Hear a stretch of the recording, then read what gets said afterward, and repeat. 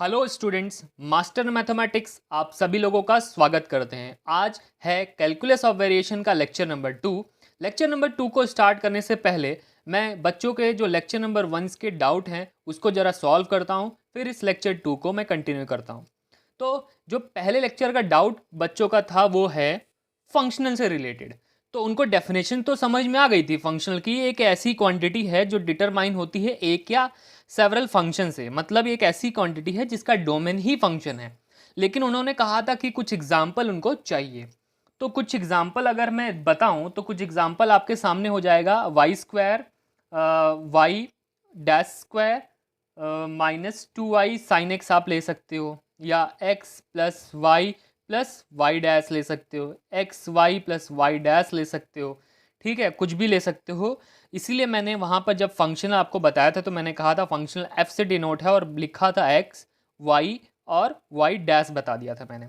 इसीलिए मैंने आपको वहाँ पे ये चीज़ बता दी थी, क्योंकि उस फंक्शनल में वो किसका चीज़ का होता है, x पे डिपेंड होता है y, और उसके अंदर y डैश के टर्म्स होते हैं। जैसे आप जानते हो ना कि जैसे आप वाई एक्स लिखते हो तो उसमें जो टर्म्स आते हैं वो एक्स वाले आते हैं, क्योंकि यहाँ पे एक्स लिखे हुए हैं। तो उसी तरीके से इसमें भी कुछ ऐसा ही सिस्टम होता है। ठीक है, आई होप क्लियर है आप सबको, एग्जाम्पल क्लियर है। आप वीडियो लेक्चर के साथ बने रहो, आपको कोई भी डाउट नहीं आएगा। ठीक है, तो लेक्चर नंबर 2 आज का स्टार्ट करते हैं। तो कुछ पॉइंट्स आपको यहाँ पर देखने को मिल रहे हैं। Variation problem with fix boundary, variation problem with movable boundary, sufficient condition for maxima minima. आप जानते हो वेरिएशनल प्रॉब्लम क्या होती है। वेरिएशनल प्रॉब्लम वो होती है जो डिफाइन करके आपको देती है मैक्सिमा या मिनिमा किसी दिए हुए प्रॉब्लम या दिए हुए फंक्शनल के लिए। ठीक है, तो वही वेरिएशनल प्रॉब्लम होती है। अब हम देखेंगे कि वो वेरिएशनल प्रॉब्लम क्या होती है जब बाउंड्रीज फिक्स होती हैं, जब बाउंड्री मूवेबल होती हैं, और क्या क्या सफिशिएंट कंडीशन है मैक्सिमा मिनिमा के लिए। ठीक है, तो सबसे पहले मैं इस चीज़ से स्टार्ट करना चाहूँगा।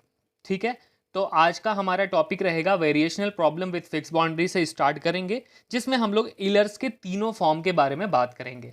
ठीक है, एलर फॉर्म जो कि बहुत इंपॉर्टेंट है, उसकी तीनों फॉर्मों को हम लोग आज देखेंगे, डिराइव करेंगे। तो चलिए वीडियो को स्टार्ट करते हैं।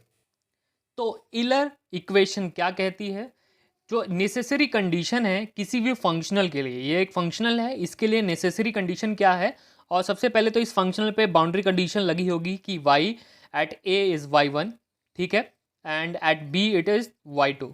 तो इसकी टू हैव स्ट्रीमम, इसकी स्ट्रीमम होगी, मतलब इसके पास मैक्सिमम या मिनिमम होगी। तो ये होने के लिए मतलब इस फंक्शनल की ये बाउंड्री कंडीशन के साथ साथ, ठीक है, अगर इसकी स्ट्रीमल होगी तो उसको इस कंडीशन को सेटिस्फाई होना ज़रूरी है। ठीक है, और इसी इक्वेशन नंबर 1 को आइलर इक्वेशन बोलते हैं। ठीक है, यहाँ से जो f निकल के आएगा, ये जब मैं इसको रखूँगा यहाँ से, ये हमारा फंक्शनल f है, तो यहाँ से मैं इसको जब सॉल्व करूँगा, ये क्या है, curl f by curl y, ठीक, subtract d by d x curl f by curl y dash is equal to 0। ये हमारी आइलर इक्वेशन है, इसमें मैं रखूँगा, सॉल्व करूँगा सब चीज़ें। मैं सबसे पहले यहाँ पे curl f by curl y की सॉल्व करूँगा, curl f by curl y dash को सॉल्व करूँगा, उसका डी बाई डी एक्स करूँगा और सब्ट्रैक्ट कर दूंगा, तो सॉल्व करूँगा। यहाँ से मेरे पास क्या निकल के आएगा, एफ निकल के आएगा। ठीक है, ये f निकल के आने के बाद ये f क्या करेगा, बाउंड्री कंडीशन को सेटिस्फाई अगर कर देगा तो मैं कहूँगा कि इसका स्ट्रीमम है। अगर वो निकलने के बाद यहाँ से निकल तो गया, लेकिन वो अगर बाउंड्री कंडीशन को भी सेटिस्फाई नहीं कर रहा है, तो मैं कहूँगा ही नहीं कि इसके पास स्ट्रीमम है। तो स्ट्रीमम होने के लिए जो यहाँ से f निकल के आएगा, उसको बाउंड्री कंडीशंस को, जो हमारी दी हुई बाउंड्री कंडीशन है, उनको सेटिस्फाई करना ज़रूरी है। तो इसको रट लो, याद कर लो, बहुत ज़रूरी है। ये बहुत ज़्यादा यूज़ आएगा पूरे कैलकुलस ऑफ वेरिएशन में, आइलर की ये इक्वेशन। इस आइलर की इक्वेशन को हम लोग फर्स्ट फॉर्म भी बोलते हैं। ये Euler equation of first form भी बोली जाती है। ठीक है, इसके दो और फॉर्म हैं जिसके बारे में अभी आगे की वीडियो में मैं बात करूंगा। ठीक है, तो ये होती है हमारी पूरी की पूरी आइलर इक्वेशन। अब बात करते हैं आइलर इक्वेशन की सेकंड फॉर्म हमसे क्या कहती है। तो second form of Euler equation को डिराइव करने से पहले हमें कुछ चीज़ें पता होनी चाहिए, जैसे कि वाई डैश, ठीक है, और curl f by curl y dash, इसका हमें क्या करना है, डी बाई डी एक्स कर देना है। ठीक है, तो यहाँ पे क्या फॉर्मूला लगेगा, ये चीज़ पता होनी चाहिए। ठीक है, इसको सॉल्व करेंगे, अभी डिराइव कर रहे हैं, यहाँ पे आपको मिलेगा सेकेंड फॉर्म क्या होती है आइलर इक्वेशन की। अब यहाँ पर देखो, यहाँ पे क्या फॉर्मूला लग रहा है, d by d x of u v है, तो ये क्या होता था u d by d x of v, ठीक। उसके बाद क्या होता था d by d u by d x into v, ठीक है। तो ये चीज़ आपकी होती थी मतलब पहले एक चीज़ को करते थे, दूसरे को छोड़ देते थे, फिर जो छोड़ दिया उसको करते थे और जो लिया था उसको छोड़ देंगे। तो वही चीज़ यहाँ पे अप्लाई करेंगे। तो सबसे पहले इसको मैंने छोड़ दिया तो ये हो जाएगा वाई डैश, और ये आपके पास हो जाएगा d by d x of curl f by curl y dash, ठीक है। और यहाँ पे आपके पास फिर ये छूट जाएगा curl f by curl y dash, और वाई डैश आपका जब डी बाई डी एक्स होगा तो वाई डबल डैश हो जाएगा, ठीक है। इसको मैं क्या करता हूँ, इस पूरी इक्वेशन को जो मैंने सॉल्व करके लेके आया हूँ इसको बोल देता हूँ इक्वेशन नंबर 1, ठीक है। अब मैं क्या करता हूँ, जो फंक्शन हमारे पास f है, ये फंक्शन किसका है, x y और y डैश इसके पास होगा। इसका मुझे क्या करना है, d बाई डी एक्स कर देना है, ठीक है। तो यहाँ पे आपका क्या लगेगा, चेन रूल लगेगा, ठीक है। कौन सा रूल लगा रहा हूँ मैं यहाँ पे, चेन रूल लगा रहा हूँ। जैसे आपको पता ही होगा कि यहाँ पे 3 चीज़ें हैं, तो किस तरीके से इस चीज़ को सॉल्व किया जाता है, चेन रूल कैसे लगाते हैं। सबसे पहले इस f को पार्शियल डिफरेंशिएट कर देंगे x की रिस्पेक्ट में, ठीक है। यहाँ तक किसी को कोई प्रॉब्लम। और उसके बाद उस x को जो उसके रिस्पेक्ट में हम लोग कर रहे हैं उसके रिस्पेक्ट में हमने यहाँ पे कर दिया, प्लस फिर उसके बाद इस f को हमने पार्शियल डिफरेंशिएट किया y के रिस्पेक्ट में, ठीक है। यहाँ तक आई होप कोई दिक्कत नहीं है। उसके बाद इस y को मैंने क्या किया, dx के रिस्पेक्ट में डिफरेंशिएट कर दिया यहाँ पे। उसके बाद मैं क्या करूँगा, curl f by curl y dash करूँगा और d y dash by d x कर दूँगा, ठीक है। यहाँ तक कोई प्रॉब्लम तो नहीं होगी, चेन रूल सबको मालूम है, ठीक है।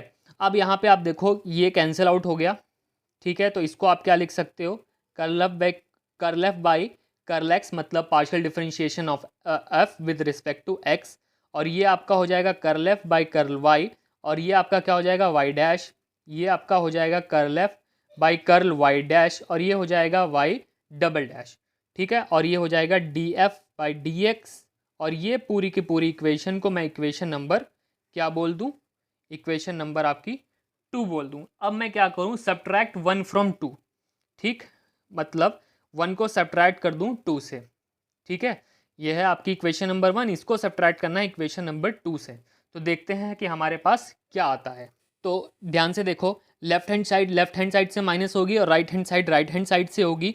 तो सबसे पहले लेफ्ट हैंड साइड का लिख लेते हैं, हमें 2 में से 1 को माइनस करना है ना, तो ये हो जाएगा हमारा d f by d x minus d by d x of y dash d curl f curl y dash, ठीक है। यहाँ पे हो गया लेफ्ट हैंड साइड का। अब राइट हैंड साइड पे आप ज़रा देखो, ये जो चीज़ है और ये कॉमन है तो ये कैंसिल हो जाएगी, ठीक है। हमें लिखने की ज़रूरत नहीं क्योंकि 2 में से 1 माइनस हुआ, ये नेगेटिव आ जाएगी और ये कैंसिल हो जाएगा। तो जो बाकी बच जाता है उसको मैं लिख देता हूँ curl f by curl x, ठीक, plus curl f by curl y y dash minus y dash d by d x of curl f curl y dash, ठीक है। तो अब इसके आगे हम लोग क्या कर सकते हैं, अब यहाँ पे देखो डी बाई डी एक्स जो है कॉमन दिख रहा है तो कॉमन ले लो डी बाई डी एक्स, ठीक है। तो ये आपके पास एफ रह जाएगा और इधर हो जाएगा y dash curl f by curl y dash, ठीक है। अब यहाँ पे ध्यान दो, ये हो जाएगा curl f by curl x, ठीक है। ये पार्ट मैंने लिख दिया। अब यहाँ पे देखो वाई डैश कॉमन है, वाई डैश कॉमन है, कॉमन ले लिया, हो जाएगा curl f by curl y minus d by d x of curl f by curl y dash. अब ये कुछ दिख रहा है, ठीक है। इसको क्या किया था हम लोगों ने, तो ये आपको दिख रहा है ईलर्स की इक्वेशन है ये, और किसके इक्वल है, ईलर्स की ये फर्स्ट फॉर्म की इक्वेशन है, और ये किसके इक्वल है, जीरो के इक्वल। देखो यहाँ पे ये चीज़ दिख रही है, तो ये पूरा पार्ट जीरो हो जाएगा, इसके साथ ये मल्टीप्लाई हो जाएगा, तो ये पार्ट आपको क्या मिल जाएगा, ज़ीरो मिल जाएगा, ठीक है। तो जैसे ये ज़ीरो हो जाता है तो ये पार्ट आपका ख़त्म हो जाएगा, और आप क्या लिख दोगे यहाँ पे d by d x of f minus y dash curl f by curl y dash, और इधर आपका क्या हो जाएगा राइट हैंड साइड में curl f by curl x, ठीक है। बाकी आप सॉल्व नहीं कर पाओगे, यहीं पे आप छोड़ दोगे। यही जो है आपकी क्या कहलाएगी, ये आपकी क्या है, सेकंड फॉर्म है किसकी, ऑफ आइलर्स इक्वेशन। तो आई होप क्लियर है सब कुछ। आपने क्या किया, अगर आपको second form of Euler equation देखनी थी तो आपको क्या है, आपको ये चीज़ पहले से मालूम होनी चाहिए, ठीक है। डिराइव करना है तो वाई डैश और curl f by curl y dash का डी बाई डी एक्स कर दो, ठीक है, जो आंसर आएगा। उसके बाद एफ जो फंक्शन है उसका विद एक्स की रिस्पेक्ट में डिफ्रेंशिएट कर लो चेन रूल लगा के, और एक इक्वेशन आएगी। और ये जो पहली इक्वेशन है इसको सेकंड से माइनस कर देंगे। उसके बाद सिर्फ हमें सॉल्व करना है और एक जगह हमें फर्स्ट फॉर्म का इस्तेमाल करना है, ज़ीरो आ जाएगा। और पर्टिकुलरली बहुत सिंपल है, इतना तो बच्चे भी कर लेते हैं, इतना आराम से यहाँ पे आप डिराइव करके ये ला सकते हो। सेकंड फॉर्म है, ठीक है। डिराइव करना पता होना चाहिए, क्योंकि बाई चांस अगर आप सेकंड फॉर्म भूल जाते हो कि क्या है, जैसे आपने रटी होगी सेकंड फॉर्म को, ठीक है, इस इक्वेशन को, तो आप भूल जाते हो तो आप डिराइव कर सकते हो, इतना टाइम होता है, ठीक है। यहाँ पे कोई स्पीड वाला इतना काम नहीं है। अगर मान लो जो कभी डिराइव करना हो, वैसे तो आपको पता होना चाहिए तो बहुत जल्दी हो जाएगा, पर एक बैकअप प्लान है कि अगर आपको डिराइवेशन पता है तो आप इसको ईजिली निकाल सकते हो सेकंड फॉर्म को, ठीक है। तो आपकी ये सेकंड फॉर्म कंप्लीट होती है। अब हम डिराइव करेंगे थर्ड फॉर्म, आइलर इक्वेशन की थर्ड फॉर्म देखते हैं। तो third form of Euler equation में आपको इसको डिफरेंशिएट करना पड़ेगा, ठीक है। किसी किसी के माइंड में ये आ रहा होगा कि जैसे कि पार्शियल डिफरेंशिएट करने का मतलब तो यही होता है ना कि उसकी रिस्पेक्ट में डिफरेंशिएट कर दो, बाकी सबको कांस्टेंट मान लो। तो सबके किसी किसी के माइंड में ये आ रहा होगा कि इसको तो चलो आपने फंक्शनल को पार्शियल डिफरेंशिएट कर दिया वाई डैश के रिस्पेक्ट में, तो एक वाई डैश टाइप का फंक्शन होगा, तो अगर आप डायरेक्ट इसको डिफरेंशिएट कर दो चेन रूल तो लगेगा ही नहीं, इसमें तीनों चीज़ नहीं आएंगी। ऐसा ऐसा लग रहा होगा, पर ऐसा नहीं है। मैं आपको एक एग्जांपल देता हूँ। मान लो एक फंक्शनल हमने आपको ले लिया, फंक्शनल कुछ है 1+x+y और y डैश स्क्वायर, ठीक है। अगर इसको पार्शियल डिफरेंशिएट अगर आप करो y डैश के रिस्पेक्ट में, तो ये पूरा कांस्टेंट हो जाएगा, तो हो जाएगा 1+x+y और ये हो जाएगा 2y डैश। तो आप ज़रा देखो, ये जो चीज़ है इसके अंदर x भी है, y भी है और y डैश भी है, तो मतलब ये चीज़ किस चीज़ का फंक्शन हो सकती है, x और y डैश का फंक्शन हो सकती है। तो इसीलिए आप बच्चों लोग यहाँ पे आप चेन रूल ही लगाओगे, ठीक है, चेन रूल का ही इस्तेमाल यहाँ पे करोगे। बहुत लोग यहाँ पे गड़बड़ कर देते हैं, ये चीज़ कई लोगों को क्लियर नहीं होती है क्यों यहाँ पे चेन रूल कैसे लगा। तो ये पर्टिकुलर एक एग्जाम्पल इसका आप कर सकते हो, ठीक है। अब स्टार्ट करते हैं। आपको यहाँ पर इस चीज़ को पूरा एक मानो, जैसे मैंने सेकंड वाला किया था ना, इसको एक ही मानो, और जैसे आपने चेन रूल लगाया था वैसे ही लगाओ, ठीक है। तो सेकंड वाला मैं दिखाता हूँ कि कैसे किया, वो पेज में लाता हूँ। तो ये देखो यहाँ पे करके दिखाया था मैंने, इस f की जगह बस ये पूरा का पूरा टर्म आ गया है, मतलब जहाँ जहाँ ये f होगा आपको क्या रख देना है, ये रख देना है, ठीक है। अब ध्यान से देखो कैसे। अब इसको जो यहाँ पर डेल f, ठीक है, डेल x यहाँ हो जाएगा, और इस f की जगह आपको यहाँ पे जैसे f है तो इसलिए f रखा है, यहाँ पे आप टोटल इसको रखना है, तो ये हो जाएगा आपका क्या, curl f by curl y dash हो जाएगा, ठीक है। क्योंकि आपने अब देखो x का लिए कर दिया है पार्शियल, तो आपको x का ये करना पड़ेगा, x के लिए करना पड़ेगा एक बार, ठीक है, ये लग गया।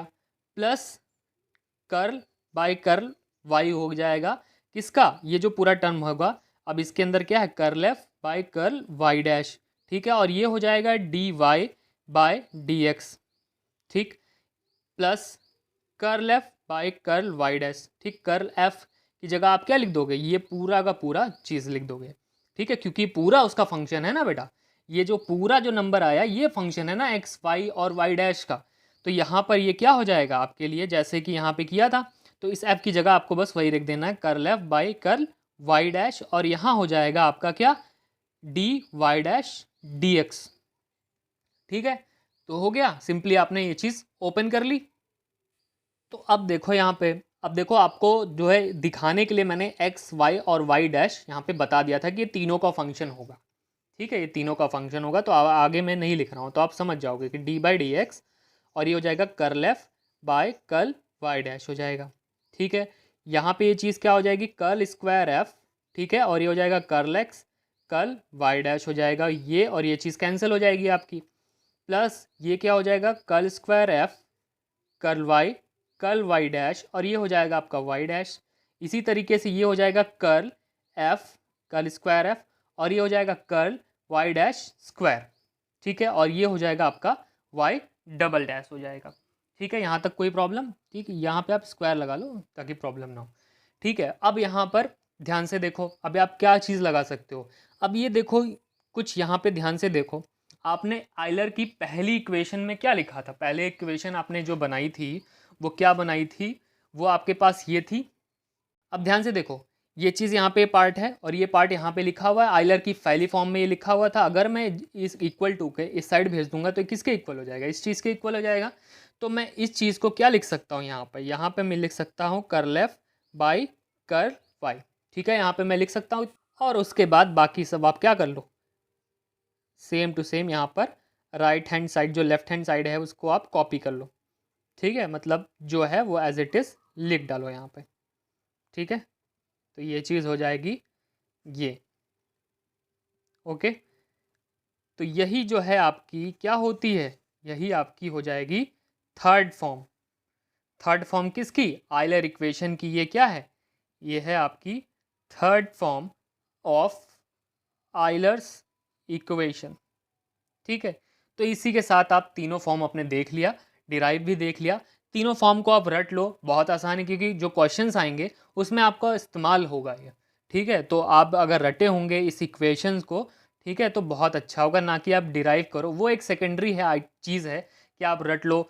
ठीक है, तो बहुत अच्छा है। अगर नहीं याद होता है तो आप डिराइवेशन आपको पता होनी चाहिए, आप डिराइव करके वहाँ पे निकाल लोगे। ठीक है, कोई हेडक नहीं है, पर आपको पता होगा तो बहुत अच्छी चीज़ है। तो बहुत सारे बच्चे जो है परेशान हो रहे हैं कि बहुत देर से सिर्फ थ्योरी चल रही है, क्वेश्चन तो आया ही नहीं, क्योंकि क्वेश्चन ही करने में तो मज़ा आती है मैथ में। पर देखो, बेसिक मैथ जो होती है वो सिर्फ क्वेश्चन नहीं होती, 12 के बाद थ्योरी बहुत ज़्यादा होती है, सिर्फ क्वेश्चन नहीं है। पर आपकी अगर विश है तो मैं अगली वीडियो में 2 क्वेश्चन करके आपको दिखाऊंगा कि कैलकुलस और वेरिएशन के क्वेश्चन किस तरीके से आते हैं, कैसे बाउंड्री कंडीशंस उस पर लगी होती हैं और कैसे उनको सॉल्व करते हैं। तो अगली वीडियो लेक्चर में हम लोग क्वेश्चन सॉल्व करेंगे। ठीक है, तो इसी के साथ आज की वीडियो लेक्चर खत्म होती है। अगर आपने हमारे चैनल को सब्सक्राइब नहीं किया है तो सब्सक्राइब कर लीजिए, नोटिफिकेशन बेल को ऑन कर दीजिए। आपको पता है ऑन करना ज़रूरी है, क्योंकि आपसे जो लेक्चर चल रहे हैं ये आपसे मिस ना हो। आप जैसे ही लेक्चर अपलोड हो तो सबसे पहले व्यूअर आप होने चाहिए। ठीक है, देखने के लिए जैसे जैसे वीडियोज़ अपलोड होती हैं आप देखते जाइए।